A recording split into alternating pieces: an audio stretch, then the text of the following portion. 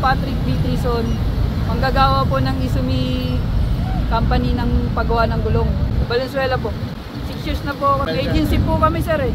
Ayaw po nila pumayag sir na may regular kami. Ang gusto nila, habang buhay lang kami sa agency. Natanggal po kami sa trabaho namin dahil sa pag ano po, nag-file po kami sa DOLE ng regularization. Tapos una po sinuspindi po kami at ang bandang muli po 15 days po kami suspinde at tinanggal na po kami kinalaunan. Hindi na po kami pinapasok. 6 years na po ako sa trabaho ko. Agency pa rin po kami hanggang ngayon. Hindi pa rin po kami ginagawa regular dahil inaharap po nila dahil sa gusto nilang hindi kami regular ng kumpanya. Kaya pinadoli namin sila para ma-regular kami sa trabaho namin.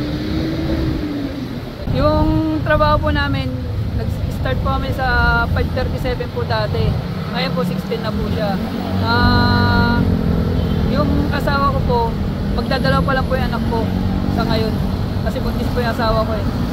Sa ngayon po ma'am, hindi po sapat yung kita namin, lalo po ngayon, nawala po kami ng trabaho.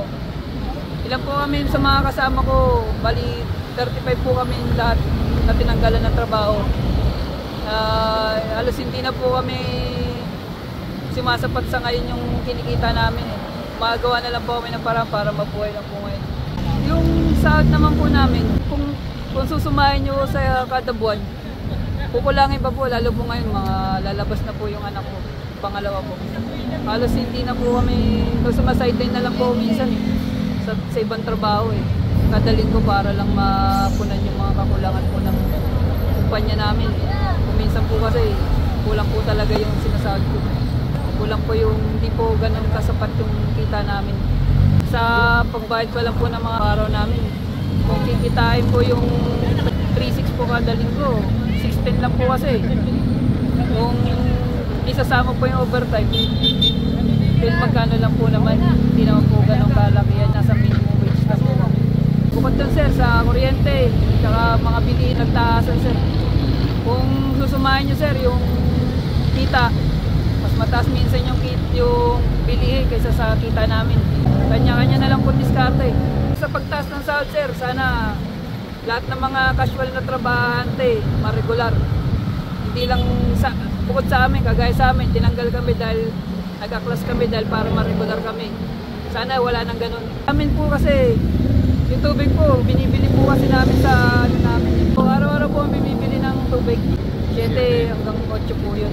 Sa isang araw, halos kaya namin maubos yung isang drum eh. Hugas-hugas ng pinggan, pagbuhos ng banyo.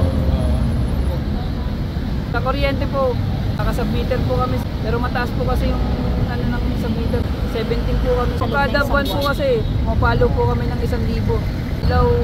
Ilaw electric fan po, tas TV. Pero yung sahod namin sir, halos kung susumahin nyo sa 1,000 kada linggo, kada sa isang buwan, 4,000 rin po yun. Jadi malaki-laki rin po yung bawas din po sa sahod namin sir. Kung sa sahod lang po kami ng 3.6 kada linggo, 2.6 na lang po matitira sa amin doon. Sana po matulungan po kami, tsaka